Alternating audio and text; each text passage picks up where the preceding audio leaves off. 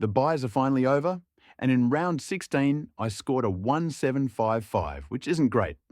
It was a round rank of 16,000 and set me back around 800 places. But I had so many players fail for me, so in the end I did okay. Starting off, we had Wanganeen Malera who started slow, but he built. In the end, he got to 109, which is awesome, and that was despite a few unfortunate moments. Like, he had a +6 that got recalled, he got chased down and tackled, he was burnt a few times, but still almost managed 110. Great to see as he had 28 disposals and 25 of those were kicks. Harry Sheasel was awful against the Hawks, and he just wasn't able to continue the great form he's been in. Only 65 points from him, with just 20 touches and not many marks or tackles. North got smashed, so he was never going to be great in his role, but I would have hoped his floor was a bit higher than a 60. And it actually could have been worse because he was on 39 at three-quarter time, which could have been ugly. But it was a very low-scoring game, and the highest score for the game was Colby McKercher with 103. Then Jack Sinclair wasn't great, scoring just 79 after a 60 the week before. He only had 22 disposals and very few marks and tackles. And that was with 7 kick-ins, because without that, his score could have been very ugly. I really need Sinclair to bounce back as we now move back into best 22. And Bailey Dale let me down yet again, scoring just 90. That's not that bad, but halfway through the second quarter, he was on 64. It took him another 30 minutes of game time to even score another point, as he had just one handball in the third before eventually getting to 90. He seemed to cop a bit of attention, and there was a point where Jordan was on him, although he played on Richards most of the night. Very disappointing for him to do this 2 weeks in a row. Josh Dacos did a similar thing. He was on fire halfway through the second on 63 points, and then he just stopped. Like Dale, he somehow managed to get to only 70 at three-quarter time despite his strong start. A slightly better final term got him just shy of a ton. I'm continually shocked by his consistency as he goes between 95 and 105 almost every game. Although a ceiling score would have been nice, he was one of my few players who didn't let me down. So I'll take it. The worst decision I've perhaps made all year was trading in Callum Mills, and I did it for Dane Zorko. I really didn't want to make this call, but when Dua wasn't named, I needed something to do for my third trade, and I was struggling to even field 18 players. I had been keen on Mills, so I brought him in and banked way too much money. But then, of course, Mills came out and scored just 67 points, which, now, for the midfield, Andrew Brayshaw must have had some points taken away from him because I'm sure he was over a ton for a while. But anyway, he finished up with 99 points despite playing a relatively good game. He had only had 25 disposals, but 6 tackles and 4 marks is pretty good for him. Connor Rozee was really good on Thursday night, scoring 120 against a very poor Carlton side. He had 30 touches, which included 25 kicks, and 11 marks, which is just awesome. He's been so consistent this season, and this halfback role has been great for his fantasy game. Easily a top 8 mid, and realistically he could be pushing for a top 3 place. Caleb Sarong was very poor for only 62 points, as he just couldn't get involved in the game. He's been really good recently, and he didn't even cop that much attention, so I did not see this coming. He'd been averaging over 130 in his last 3, but he couldn't even get half of that with only 18 disposals and not much else. A bit disappointing. Nick Dacos was great as we expected him to be against the Eagles. As I predicted, Brady Hoff played on him, but that didn't stop Nick from scoring a huge 137 as my vice-captain. He had 34 disposals and a season-high 10 marks, which is actually his most by a fair bit. 3 tackles and 3 free kicks was good as well. 1 goal and 3 points is good, but it shows that he could have gone even bigger. Still, that's his highest score for the season, and it was much needed as the rest of my team was struggling. Adam Chera was rubbish, as he couldn't even get himself to a 60. 17 disposals and 5 tackles. I've praised him all year for his consistency and ability to take marks and get tackles, but this week he didn't have a single mark, which is a first for this season. Oh, and by the way, he saved it to get to even 50. His first quarter was just 6 points. He was on 23 at halftime and 35 at three-quarter time. Luckily, 8 disposals, which is half for the entire game, came in the final term. I think I'm going to look to trade Chera now, as his price has peaked and he doesn't have a great run. Manny Liddy was surprisingly good for a 61. Unfortunately, I had locked this trade, in which is what forced me to trade Zorko for Mills. But at least Liddy was good. 61 points for a rookie is something you'll always take, and his cash gen is moving quite well now. Only 11 touches, but he gets a few marks and tackles, which you love to see. Then Marcus Bontempelli scored just 72, and apologies that my team is out of order, but that's because I had to scramble with some late trade updates. Marcus didn't get tagged, he was just really bad. 18 touches and a goal, and not much else. I thought maybe he was back last week, but apparently not. He's averaging just 80 for me, and considering I paid top dollar for him, it's really disappointing. But now, can we talk about Tom McCarthy? We should all have him by now, because he's just so good.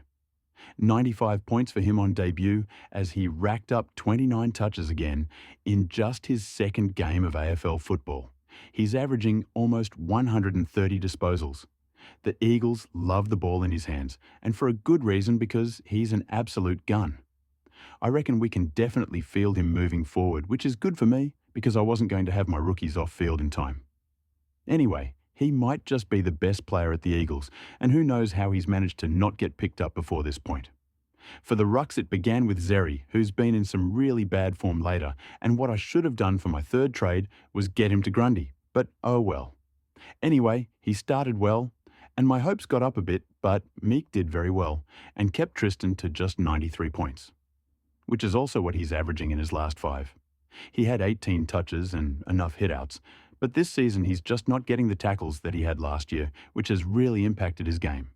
Rowan Marshall was better, as he scored 119 despite a very difficult match going up against Darcy and Jackson. He did it without many hitouts either, as he had just 26. 22 disposals, 6 tackles, 4 marks and a goal is a great stat line. He got off to a very hot start too, on 75 at halftime thanks to a big first quarter. He only scored 7 in the third term, but bounced back and did very well for me. Christian Petracca was surprisingly good to register one of the few tons for my entire team this week. He needed 32 disposals to get there, which is his season high, but at least he got there. 3 marks and 5 tackles also helped, while 2 behinds could have seen him score a bit better. He also did slow down towards the end of the game, but that was a well-needed ton and his highest score since round 8. Chad Warner then scored just 89 points, but that is his best score in 5 weeks, so I guess that's a good thing. He only had 19 disposals, but he had his equal most tackles for the year with 6. He hasn't been a fun own, but most of my players went like 20 points unders this week, so he actually did relatively well in the end. And finally, Sam Darcy proved why we should never pick key forwards.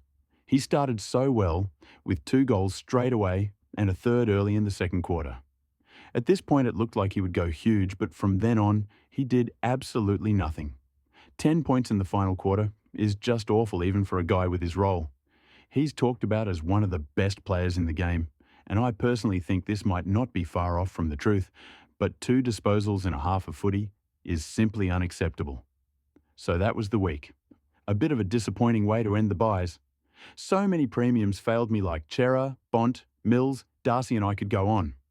That was unfortunate, but at least I put the VC on Dacos, since he was the highest scorer for the week, equal with Grundy. Over the course of the 4 buy rounds, I've been up and down a fair bit, but compared to where I was beforehand, I've barely moved. I was 3,689 now. I'm 3,780. That's only 91 spots of change. It has been a weird year, as I've said a few times, where I continue to just hover around a similar rank without moving up. But yeah, 5 tons is really not good enough when I had like 15 premiums, and one of my rookies in Tom McCarthy did better than most of them anyway. Looking at my trades, and they were pretty bad. Obviously McCarthy came in. That wasn't a good decision, that was just something we all had to do, but I'm glad he was good. Liddy was also all right as he came in and scored 61, which incidentally also made him 61,000, which is very nice at this point in the season. But that third trade, where I got rid of Zorko for Mills, was just horrid. I never should have done it, but still, it couldn't have gone too much worse. Mills was awful, and if I had committed to trading Zorko, I should have gone for Jordan Clark instead, who I'd been recommending all week. But I got it wrong, so I need to move on. The worst part of my trades was actually getting rid of Sardell Hawley, as you'll see in a moment, because I might not be able to field Tom McCarthy, which would suck. For my +3, I have to go with Nick Dacos because captaining him was just about the only decision I got right all week. A season-high 137 from him is just great, and exactly what I needed. The -3, however, has many possibilities. But I think Adam Chera had earned it since he couldn't even manage 60, which just isn't good enough. I may need to trade now, and I was really hoping for better. But let's forget about my team for a second and go over to the overall rankings. Hassan is in first, and quite convincingly actually, with a 40-point lead on everyone else. His team is looking seriously good too, with 22 premiums already, and then Sheldrick and McCarthy on top of that. He would be a serious chance for the Hilux. And the highest score for the round then came from Kyle, and it was a 2035, which isn't crazy or anything, but in a round where everyone struggled big time, it is very good. In our open league, Jacob leads, despite slipping into 7th overall. David's still in 31st too. And 8 people in the top 500 too, which is awesome to see. And also 50 people in the top 5,000, which is the most for the year, I'm pretty sure, so that's great to see. But now, let's go back to my team and see what trades I'm looking at now that the buys are over. I've dug myself into a hole here. I've banked a stupid amount of coin, but I also really need to get in a defensive rookie so that I can field McCarthy. And I need a rookie off field so that it's just Tom. Initially, I was looking to trade Chera down to Dunkley and then Cleary up to a forward like McRae. But I can't really go with that now. Instead, I might need to look at an Alex Toru or something to chuck on the bench, or even consider just going for a red dot. And then I'd probably be able to get in like a Jack McRae still to boost my forward line. Although I've just remembered that Harry Ralston has a super low break-even, so as you can see, I'm pretty lost when it comes to who to get. These are my current trades, but very likely to change through the week. Anyway, that's all I've got today, and I should be back on Thursday.